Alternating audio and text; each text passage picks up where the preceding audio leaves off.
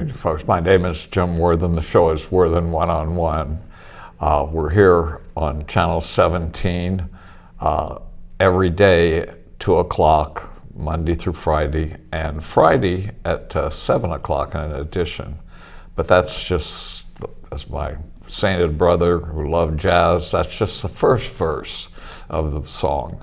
We're on the internet, on TVSB, and on YouTube around the planet. So the only reason I'm not really looking for people to listen to us in Tanzania, although that's happened, I want you to know because Channel 17 is a wonderful station, but its coverage is just Carpinteria to Goleta. And all of our guests have interest for people, as we used to say, over the mountains. Used to be that was the hinterlands. You know, when I was young in politics, it was Santa Barbara, Goleta, and Carpinteria, and then there was those people up north. Now those people are the dog that wags our tail. They are bigger, more populous, and in some ways more concerned about the values that we have in the Republican Party. My guest today is the chairman of the Santa Barbara County Republican Party, Bobbi McGinnis. Hi, Bobbi. Hi, Jim. That's a cute hat. Yes, our new Trump hat. We're going to be selling hats to support the Trump campaign through our office, and people will be able to go to our website and see the variety. We have a huge variety of hats. What's the website? Our website is sbcrp.org. That's Santa Barbara County Republican Party.org. And you'll be able to buy hats like this one, or we also have this one in black. But not, also have but a lot not of this red, one. Not this one. And we have a selection of visors. And this is just a sampling of the colors. We have a lot of red, white, and blue. A lot of really fun, like Build the Wall is one of them. And there's a huge variety of hats that are going to be available through our website to support the Trump campaign. You know, there is a campaign, even though the opponent is asleep. And by the way, the hats are going to be based on donations. If you donate to the Central Committee, our Santa Barbara Central Committee, you'll receive a hat as part of your, a thank you for your donation. Donations to the Republican Central Committee or political donations aren't tax deductible. No, they're not. But and a portion of every hat sale goes to help President Trump as well. Yeah, President Trump. The only man who they can threaten even to put in jail if he goes to his son's graduation and his poll numbers goes up. Some of us hope he does go, and the crazy judge who's threatening him to be there every day no matter what has him put in jail for contempt. His poll numbers will go up. His poll numbers. He's certainly getting a lot of free publicity. Yeah. Yes, and I think people are starting to recognize, particularly like some of the lawsuits. For example, the one in New York, where the Attorney General accused him of bloating up his appraisals on a real estate transaction. And when you look at the details of that lawsuit, Jim, you and I are both realtors. We know that there was nothing done in that lawsuit that was any different than practices that are happening around the country. All of us should be shaking in our boots. Anyone who bought a property or sells property, the techniques and the actions that the Trump campaign or the Trump business did in that transaction was all completely legal and ethical. Yeah, even the lender said so. One of the problems we had in real estate was when the Democrats under Clinton allowed people to have what was called stated income, where they could say, I'm making $100,000 a year, even though I'm working as a janitor at UCSB.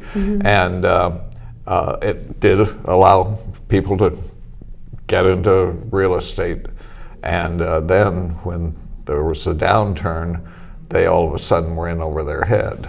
or at least they were told they were. So, Well, are their loans recast? They had those crazy loans back in 2005, Yeah. 4, 5, and 6, and they recast, and people who were paying 1% for their loan, all of a sudden paying 7%, they could no longer afford the property.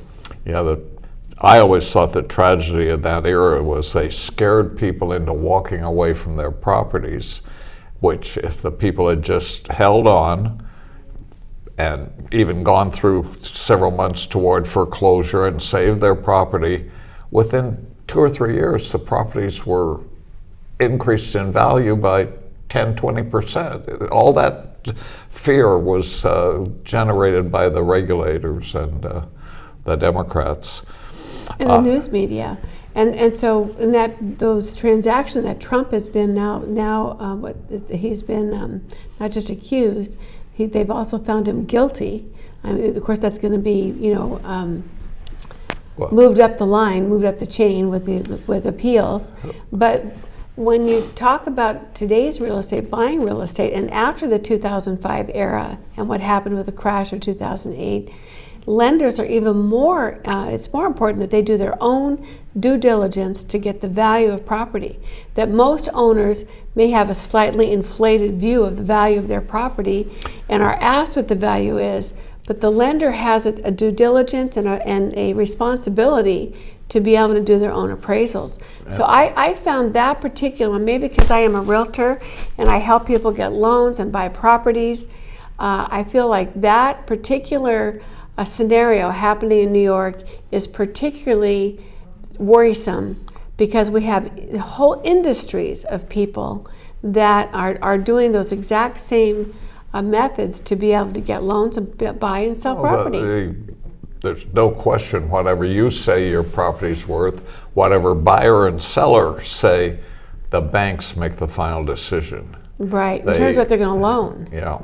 Right. And if to use your equity to get another loan, they make I think Mar-a-Lago was in this lawsuit was valued at $18 million, and it's worth $200 million. Right. And the judge decided it wasn't worth that. Well, also, realtors can no longer influence appraisers. Appraisers from the bank have to have their own appraisal. They can't. We're not even allowed to give them comps like we used to. Yeah. So it really is worrisome. It shows, when Donald Trump says they're coming after me, but that they'll be next coming after you, you definitely feel that. I remember in those days working with appraisers, and I would ask them how they were going to make their decisions, and I said, now can I give you input on comparables and values that you should, and they said, yeah, thanks, please, because it's all they were doing. Even early on, they were going to the internet and to come up with values rather than the marketplace which you and I were in. Yeah, it's a bogus lawsuit, and everything about it is extra legal. It's a legal warfare. Interestingly, I've heard some black commentators say this use of the judicial system against Trump, hell, that's what they've been doing to us for the last 50 years. They make their decision that we're wrong and we're criminals before the trial. Yeah. And so I think a lot of it's backfiring. And the only problem would be that he is not able to make all of his campaign stops, but every day that he's stuck in a trial. They're talking about him on the hour, every hour on radio, TV, every channel. That is not all bad. No. Yeah, who was it said, I don't care what they say about me as long as they spell my name right. I think that was an old cowboy comedian. Trump, of course, is the big thing in the upcoming campaign. But we want to start out with two things. I want to, with you, explain what the March election was. The candidates in that election for local office, like supervisor or the different central committees that are under the state election code. The Republican Central Committee, you just didn't decide what your rights were. The state election code for years has dictated what your responsibilities are. And it's backfired sometimes. We had the sad incident of a wonderful gal running for Congress who refused to take the Republican label, and the party had the duty of finding a Republican. Correct. And one of the biggest things in voter decision isn't the campaign. It's they go in and, oh, I'm a Republican, that's a Republican. And they vote based on their party. Yeah. I tell people that our next senator will be Steve Garvey, and they say, what? I said, well, there's two things. First, there's the Republican label, but the main thing in politics has always been celebrity. Here in California. Well, across the nation there too. was a general who got elected president named George Washington. Oh yes, he hadn't held any political office. There was another general who hadn't held political office, Ulysses S. Grant, who had 2 terms. And then there was this police commissioner and kind of celebrity named Teddy Roosevelt. You know, it's celebrity down the line. Ronald Reagan, of course. Yeah, when you come to California, it's been all a song and dance man named George Murphy was elected senator in California the same year that Barry Goldwater lost California by 30 points. And here this Republican wins. And it's gone. Ronald Reagan, an actor with no political background. I've gone through these people, and people say, Arnold Schwarzenegger. I said, oh yeah, him too. It didn't turn out too well. Right. Although he was first 2 years before he, lack of political experience, the nurses union just destroyed him because he wouldn't do exactly what they wanted. And so celebrity is big, and that's why I say Steve Garvey's the next senator. Well, I think it's really, Steve Garvey's race is one of the most interesting races we had in the primary, because you have this well-known baseball player who's running as a Republican, a moderate Republican, mind you. And there were a lot of the far right that didn't like Steve Garvey. Yeah. They liked Eric Early. They liked the judge, James Bradley. And so it didn't get a tremendous amount of support necessarily from all Republicans. But the massive campaign, I heard it was $10 million that Adam Schiff's campaign spent on telling people to vote for Garvey, really helped him enormously. Yeah. And it's like, and I'm hoping that it backfires on Adam Schiff, because I believe that he felt that Steve Garvey was going to be an easier person for him to defeat in November than, say, a Katie Porter or a Barbara Lee. So it is going to be a very interesting and exciting time to see what Steve Garvey how he does in November, and let's hope he makes it through. I wish I had $10,000 to put up, because I would bet any amount of money that Steve Garvey will win, because again, it's never really been the campaigns as much as the celebrity. And name recognition. It's sad, but you can spend $100 million in California campaigning, and those ads, those mailers reach maybe 10% of the electorate. The rest of the electorate goes in and they, oh, I know that name, or no, I'm a Democrat, I'll vote Democrat. You know, it's strict. And then they see Steve Garvey and go, wait a minute, Steve Garvey, he's a good guy. Yeah. I'm going to vote for him. The one thing that I've been surprised at that no one has brought up about Steve, and it's very important in politics, and I didn't support him in the primary. He holds a record for consecutive games played, some 2,300 or something, with injury, without it, you know, feeling good. He always was there to step up and do his job. And that's, again, something. That's very commendable. Yeah, something very. So we've got Trump. We've got Garvey. Yeah, and people say that Donald Trump has no chance in California. Well, he may have no chance at Santa Barbara, although I won't give up.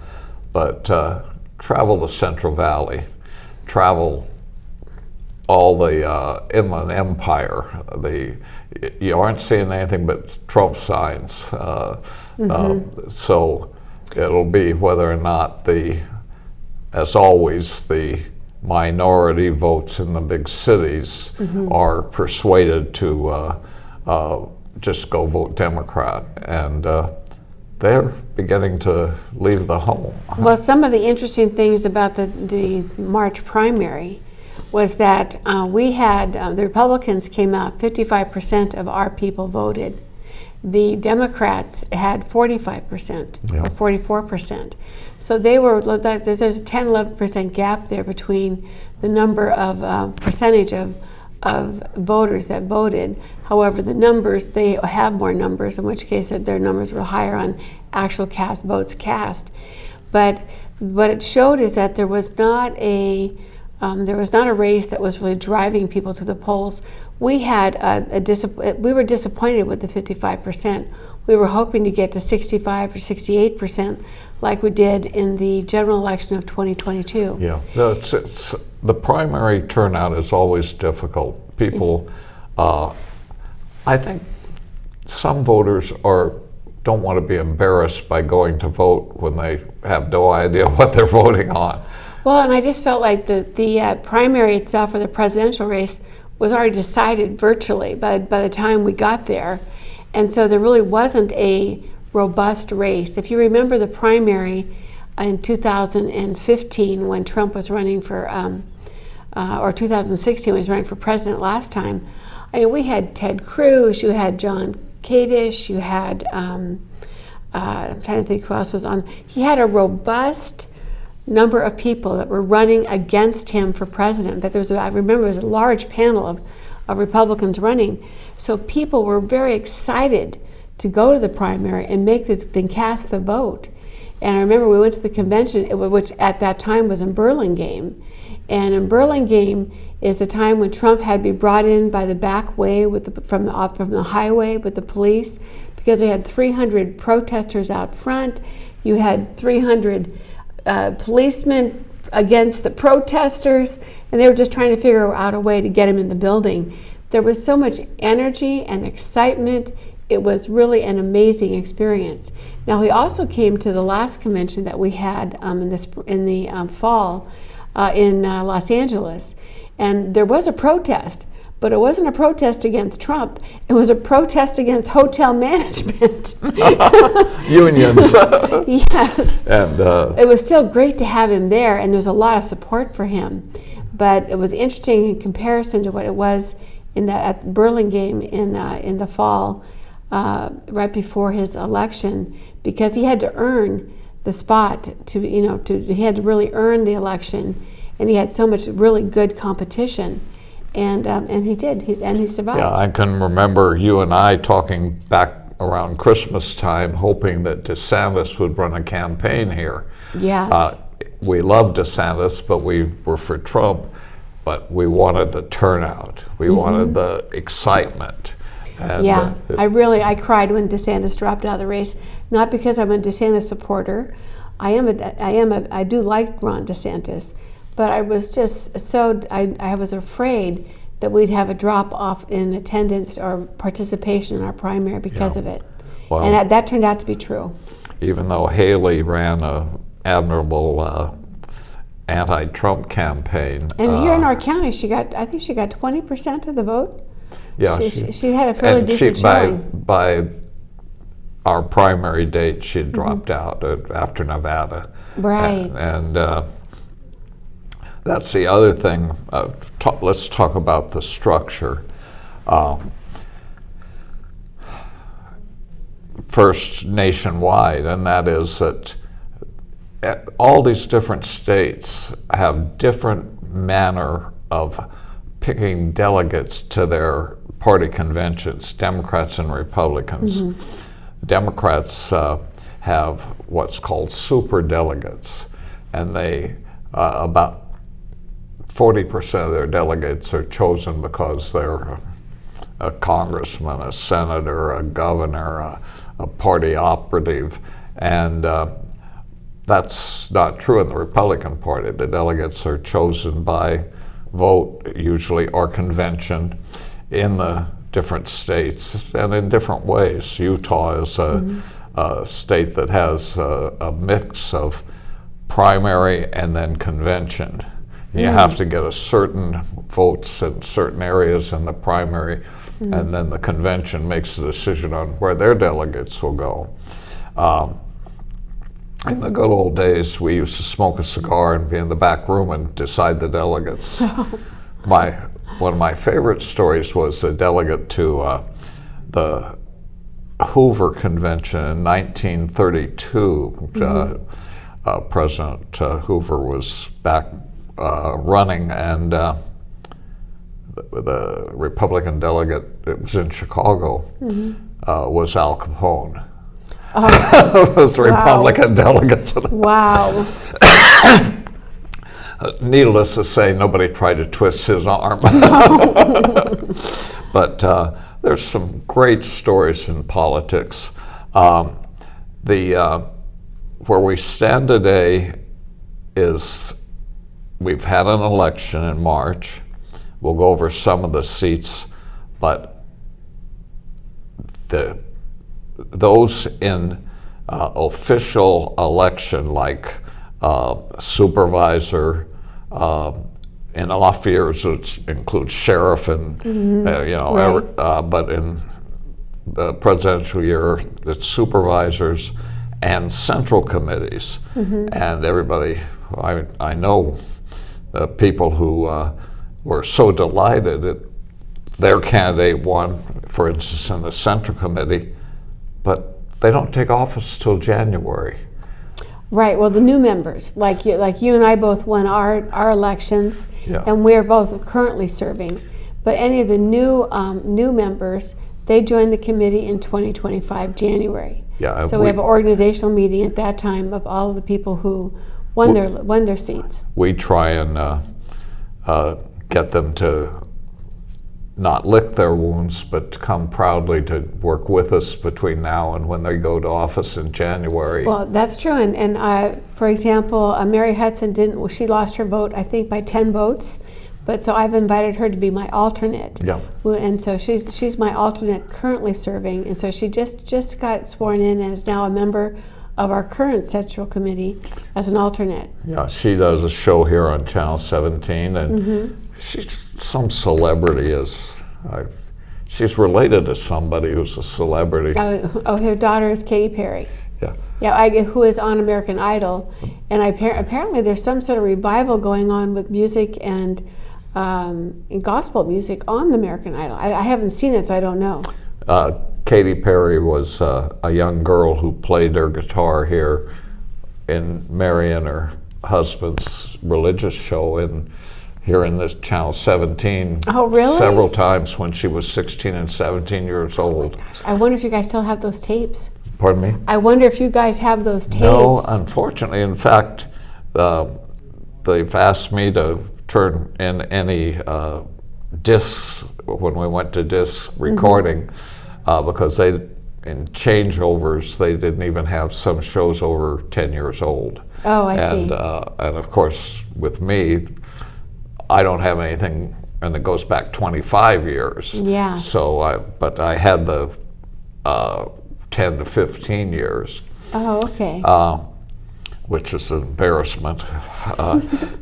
It's not. I embarrass myself at every show, I hope. Well, getting back to the delegates for the election, is that for the Central Committee, the chair is given, I've given, I believe, 4 delegates to select. Our treasurer is automatic. That's in addition to the treasurer and myself.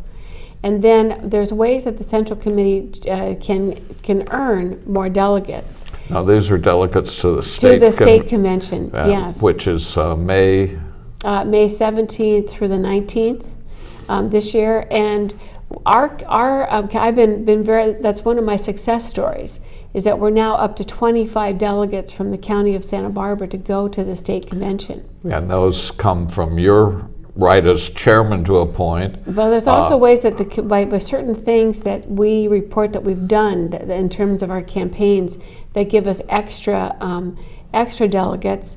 And then, of course, like Mike Stoker, he ran for assembly last time, so he was able to pick his delegates.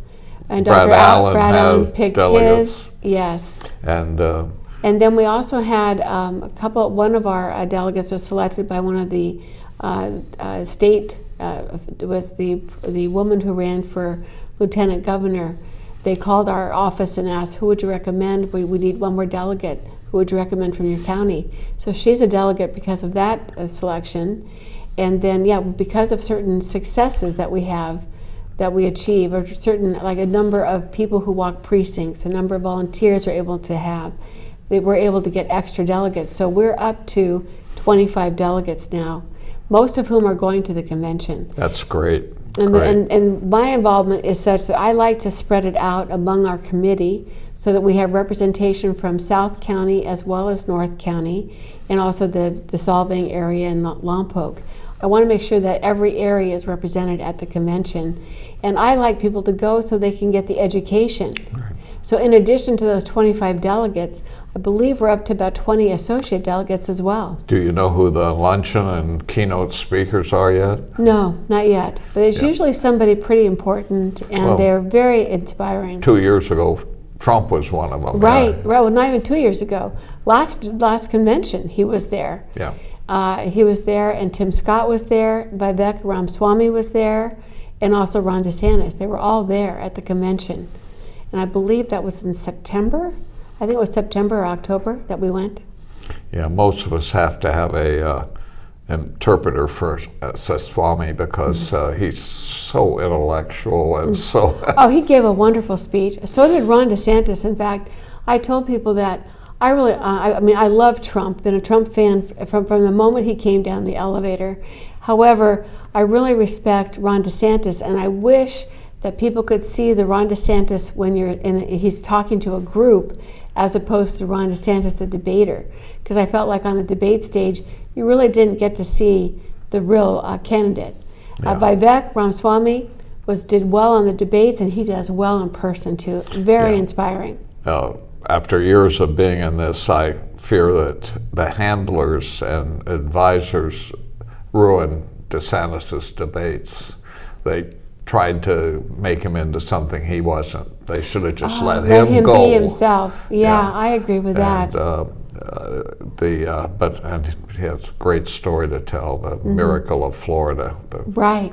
You know, we as Republicans are proud to say that if you want to see what Republicans can do, look at Florida, look at Texas, look at Tennessee. Right. You know, and it's worked out. We had a big victory in Texas that people have heard about, but it wasn't played up much, and that is the mayor of Austin deciding he couldn't be a Democrat anymore and becoming a Republican. I heard that story. Oh my gosh. Yeah, that's wonderful. Well, he's pro-law enforcement, and he couldn't stand the defund law enforcement. He just, the for any other issue. He just couldn't stand that. Well, locally, certain areas of our county, public safety is number one. That's why when our candidate Frank Choice ran, he ran on public safety. That was one of his key issues. And it was surprising. He just wasn't well enough known. He didn't get his message out to enough voters. Yeah. We did a pretty decent job of getting voters out to vote, but we were surprised by the numbers that did not vote for Frank. They chose to vote for Janelle or vote for Joan. But then Joan's campaign worked so hard to defeat Frank, which they were successful at. It's my understanding they spent somewhere in the neighborhood $200,000 to $400,000 on her campaign to keep her in office. Yeah. That they neglected the District 1 race of Doss Williams and Roy Lee. Yeah, it's so surprise. It always shocked me in seeing they usually weren't debates, the forums where Hartman spoke.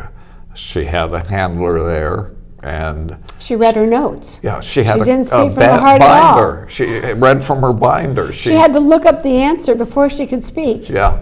It was incredible. And it's a shame. But she's been there 8 years now. Well, and it's a shame because Frank Choice would have made a great supervisor, and he had a really I thought, a wonderful vision to get a fully funded county.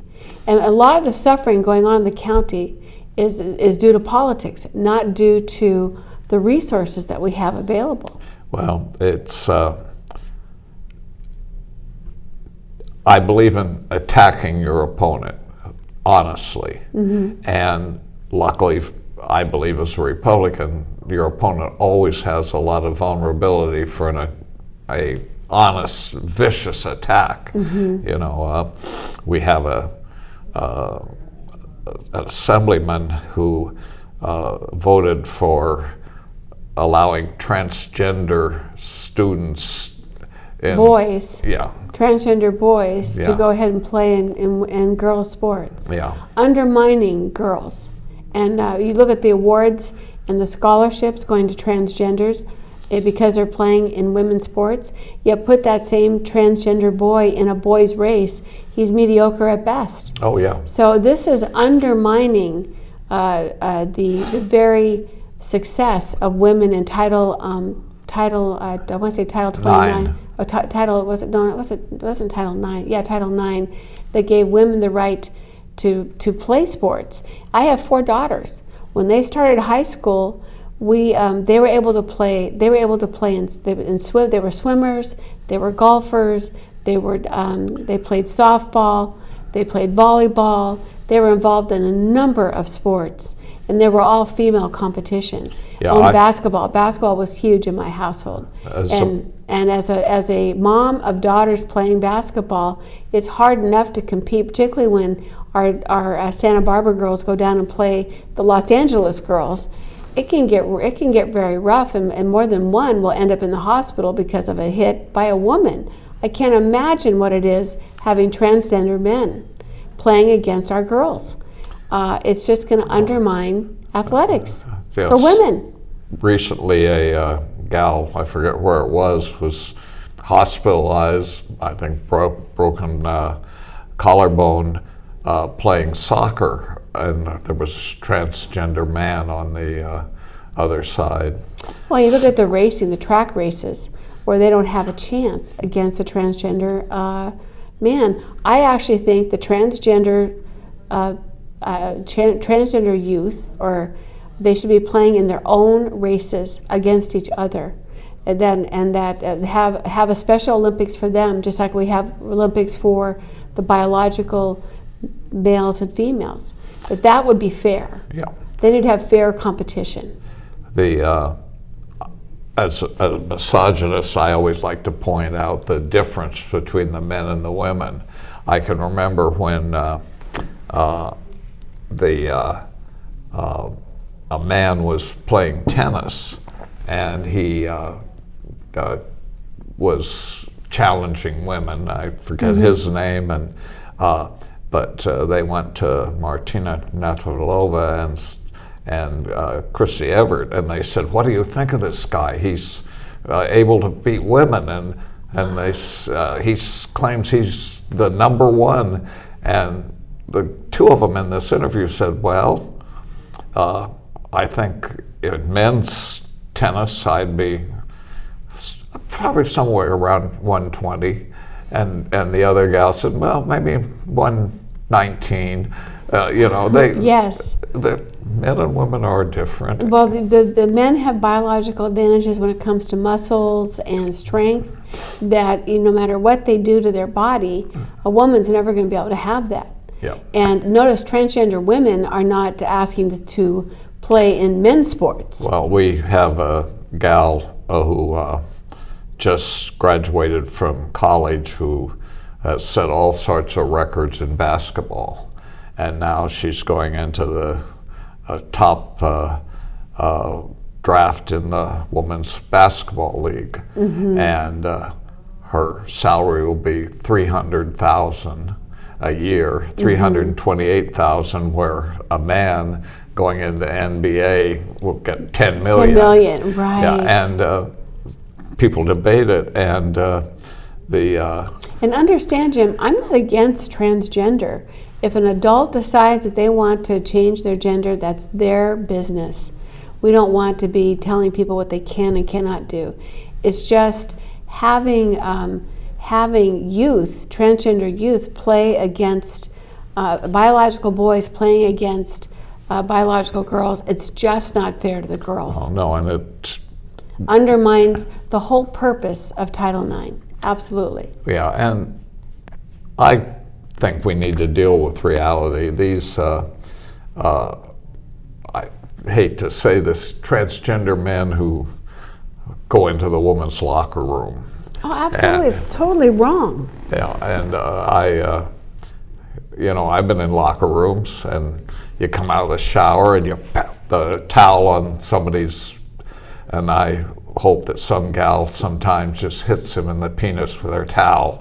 Well, I mean, I just think that we have to go back to common sense, and that until they're adults and they remove parts of their bodies, exactly, then perhaps there's a difference, Yeah. But right now, particularly when it comes to girls' sports, girls need to have a chance to become leaders. They need to have a chance to work as a team.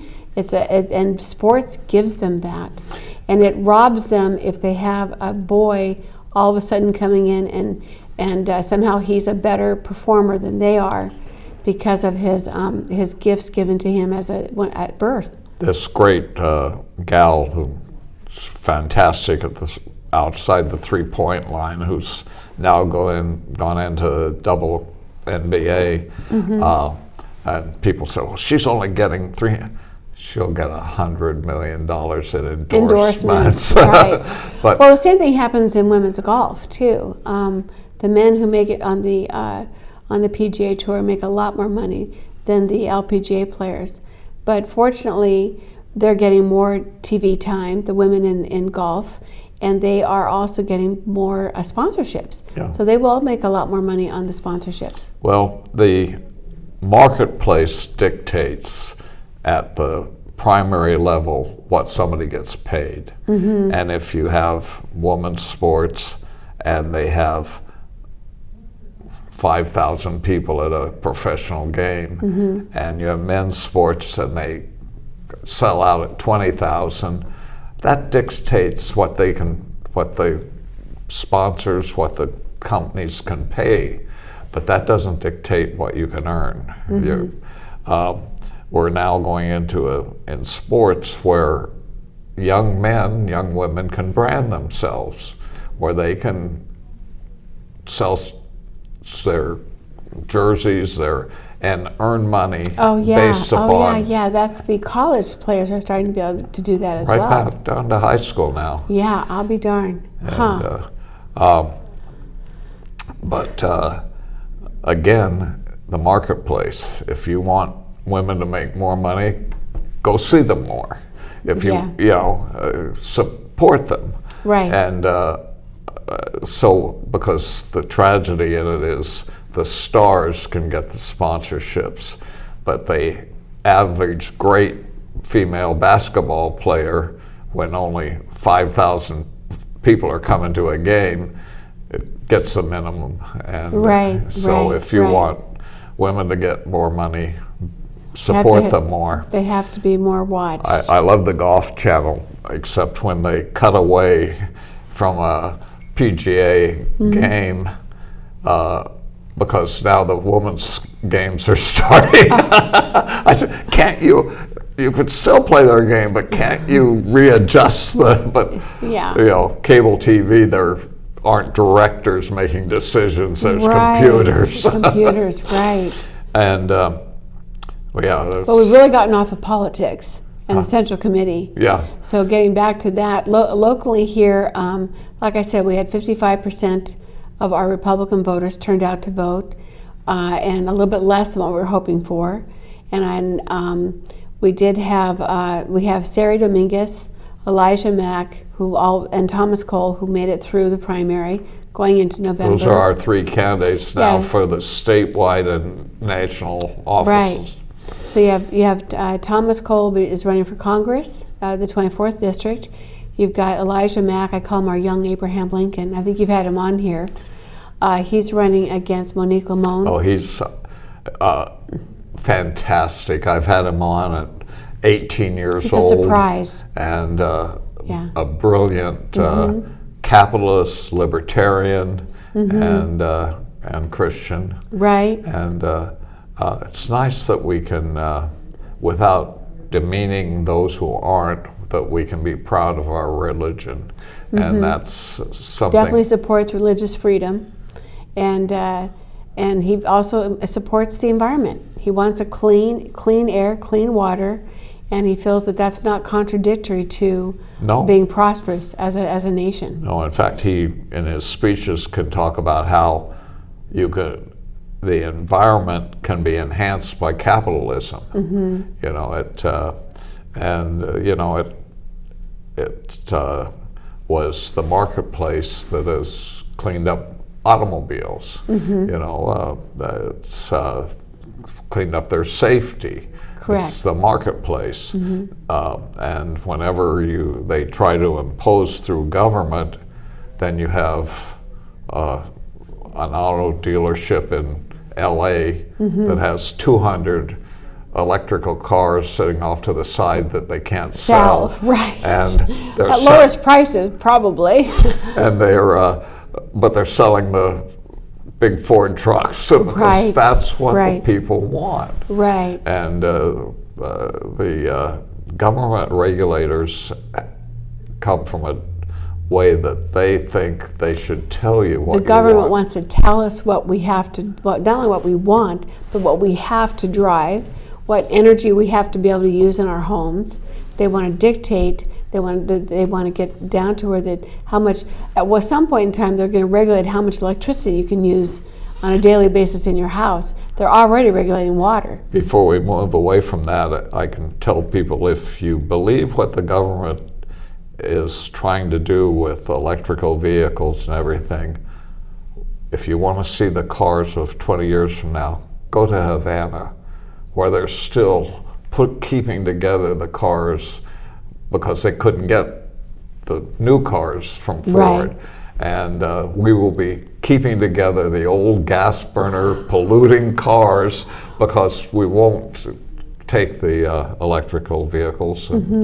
And also, by 20 years from now, we'll see the damage that the electrical vehicles are doing, both in weight. Yeah, there's an article I read that came out in one of the scientific magazines that was saying that in actual fact, electric vehicles produce more carbon footprint than do gas cars. And the reason why was because their weight, that it requires more asphalt to be on the roads, that all of the garage parking lots in the United States have to be retrofitted to be able to handle electric cars because they're heavier. And then the battery is a huge problem, and we've only just begun to recognize that problem. When we start recycling them, we'll know how bad it was. But we're lucky in California. They saw in Chicago and Philadelphia in the snowstorms, what happens to an electrical vehicle. Well, don't you remember what happened in the earthquake a few years ago? And they had all these, they had like hundreds and hundreds of Teslas that couldn't get charged. They were all stranded in a parking lot up in San Francisco. Well, so yeah, that has worried me with our wildfires and our foothills, that if you have a electrical vehicle and you live up there, first of all, you've got to make sure it's charged at all times. Right. And you know, how many people come home and they're beat and they park their car, I'll get gas in the morning. Well, you can't do that with an electrical car. It's got to be ready at all times. Yeah, and I think people who own electric cars don't have a problem charging them at home. The biggest problem is when you're driving across country. You have to be able to find a place. You mean across state? Yeah, or even across the state. Recently, there was a Tesla stalled on the Summerlin where they're doing all that work. The traffic was backed up for miles because they had run out of power. And they couldn't get to the power station in time. Well, again, if they allow the marketplace to speak, people who go in that direction and find it doesn't work will come back to carbon-driven vehicles. Right, or the hybrid might be a good answer too, the hybrid vehicles. Yeah. Which I understand that's what Toyota and Honda, they are not going all electric, they're going hybrid.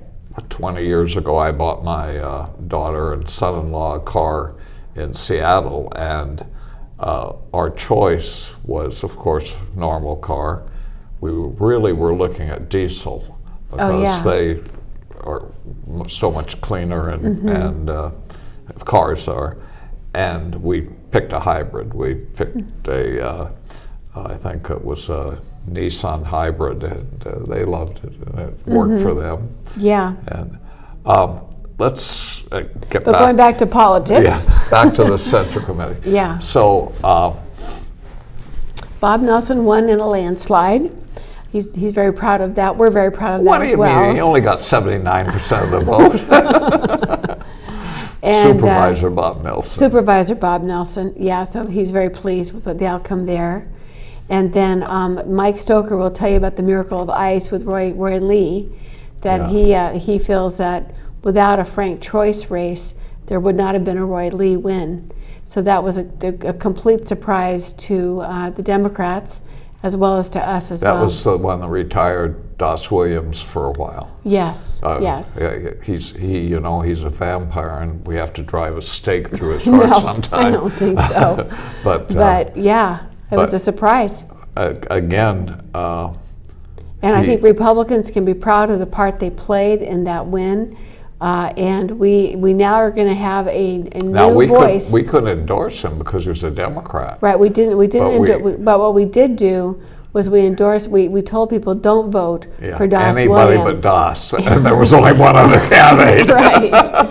Don't vote for Das Williams, and people voted for Roy Lee. Yeah, we made a conscious effort to not get a Republican into that race. Correct. Because Roy Lee was such a good city council member for 8 years in Carpinteria, and besides, the greatest Chinese restaurant in the world. In the area.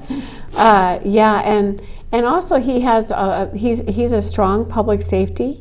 He's strong on having common sense government, because his family are Taiwanese. They escaped communist China.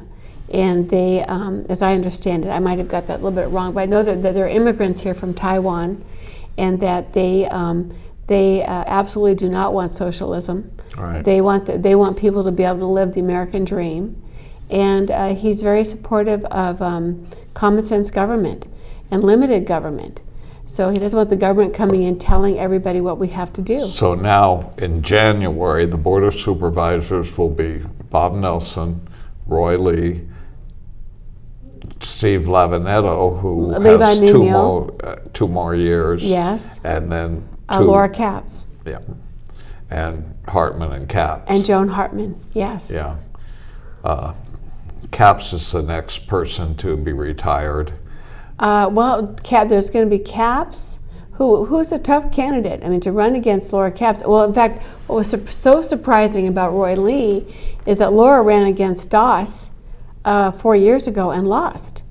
And there are a lot of conservatives who supported Laura in that race against Doss.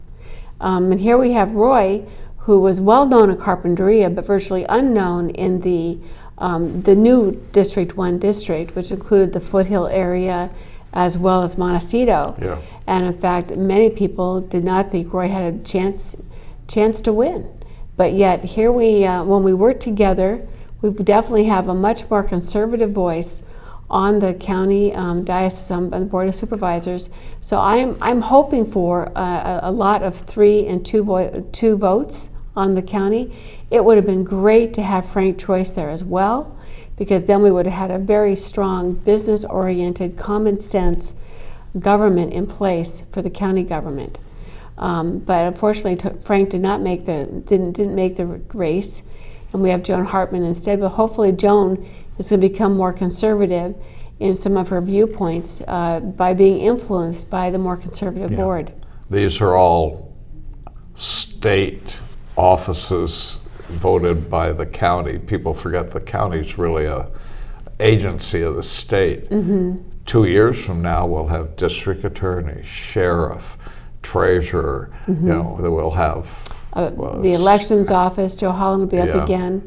Yeah, there'll be superintendent of schools. All those races. Yeah, well. But going forward, we have a lot of work between now and November. Yeah. Because there are 140 seats open, meaning seats that are up for election, that will be on the ballot unless there's no one that runs against the candidate. So we have our committee working on attracting candidates, and it's hard for us, Jim, to get candidates. Yeah, this is everything from Bonita School Board to Goleta Water District to the sanitation districts. We have city mayors. Yeah, school boards, city councils. And the city council races are very important, as important as our county supervisors. I mean, they're all important because they all impact our individual lives here in the county. You and the President Central Committee has done something that our opponents have done for years, and that is you're building a bench. You know, somebody gets elected to a water district, can then run for mayor. You know, right. We're starting and then run for supervisor, you know, so. The other thing is that there are commissions where you don't have to run for office, where we can help you get appointed, or the grand jury that you can serve, which will teach you a lot about the county departments and that sort of thing. And those are appointments we can help people get. Yeah, but what we're really focusing on is getting this 140 candidates for the November election.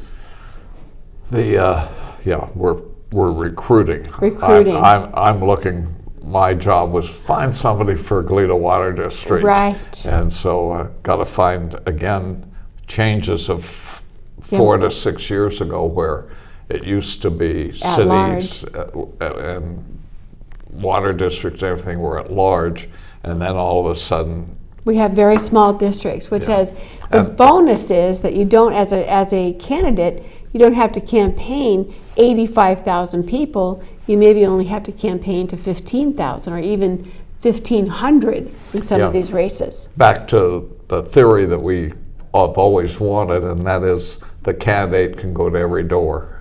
Yes. And as we grew, that became impossible. And now it's possible again. Right. We have a lot of volunteers that we're training to go knock on doors. We have the mobile applications now that people are able to use. We have the data, the GOP data center, which is provided by the state party, extremely helpful in helping us locate candidates and helping us to knock on doors. Well, all of a sudden our time has gone too much talking about sports. Sorry. Again, how do people access, some person decides, I'm going to run for this school board. How do they access help from the Republican Party? If you go to our website is sbcrp.org. That's S as in Santa, B as in Barbara, C as in County, R as Republican, and P as in Party.org. You go there. There's a place that if you're interested in running, it has you just click on the button, give us your name, what you're interested in, and I believe they ask for your address, and we will reach out to you. We'll get back to you.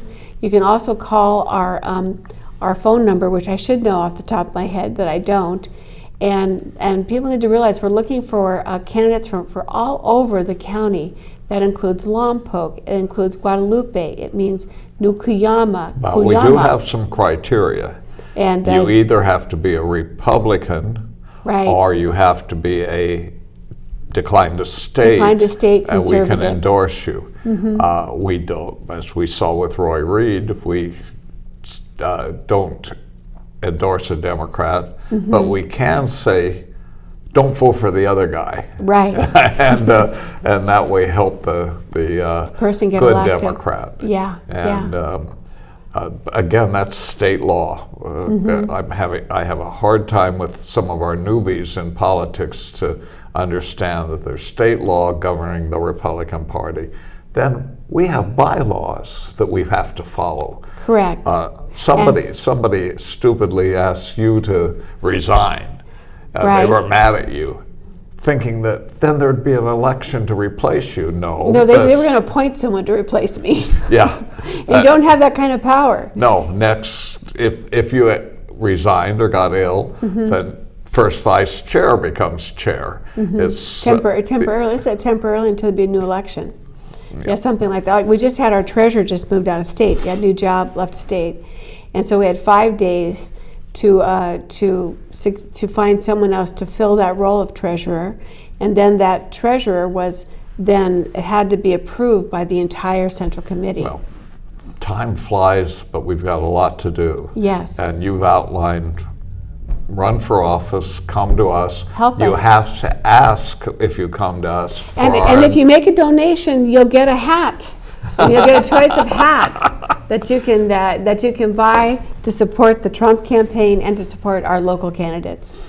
And it sounds silly, but we endorsed President Trump for election of president at our Central Committee this week. This week, I thought it was a good week to start this kind of a campaign. I forget who made the motion. Fundraiser.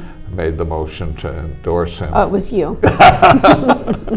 Yeah. And it was unanimous. It was unanimous. Yes. I don't ever go against the tide. Right.